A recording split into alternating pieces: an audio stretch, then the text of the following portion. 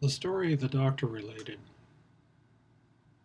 was interesting in that throughout every part, even though he's going through these trying circumstances, he is praising Allah and he is giving Allah his due and his worship and his responsibility for what's happening as far as being able to not go further because of the storms and the plane having to land.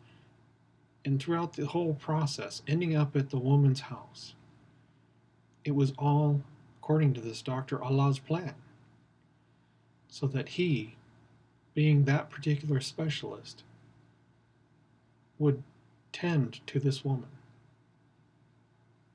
and heal her. He was the instrument to be used by Allah.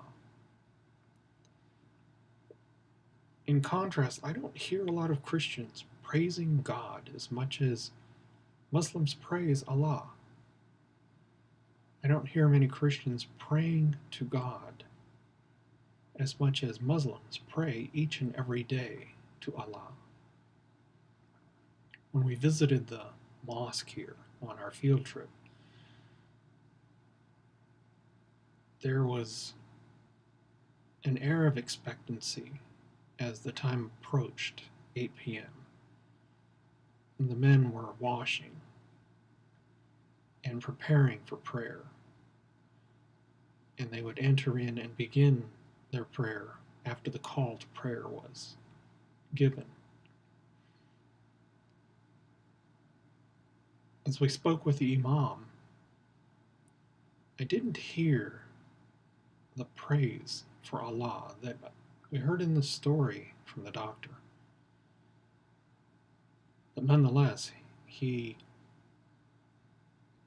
was very directful about his conversation with regards to his life and the things that he saw Allah do to guide him on the path to where he became the Imam of this mosque. The Buddhist monk was interesting in how he described the gospel in relating the difference between Christianity and Buddhism. In the dealings I've had with many people throughout this life, there have been many Muslims that I've known and had interactions with, and many Buddhists.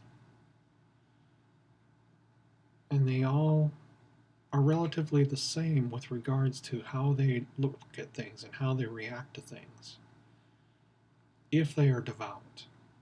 I've met some Muslims from India who have wandered away from that life. They haven't been as devout, and they profess Muslim, but they don't practice Muslim.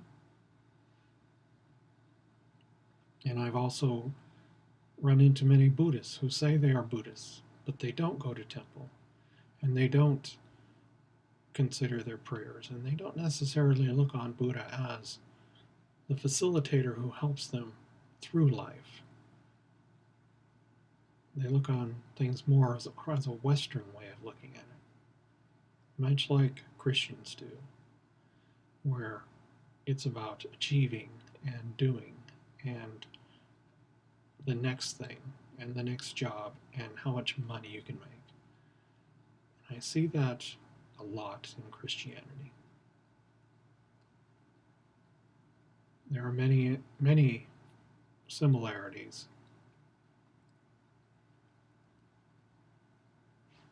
If we look deep enough in our faith.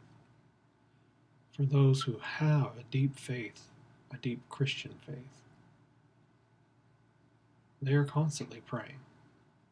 They are constantly worshiping, and their lives reflect that.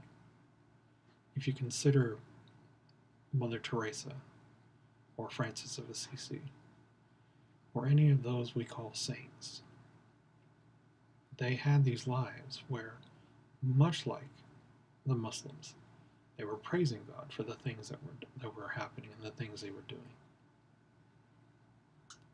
believe that's something that we as Christians need to get closer to and get back to.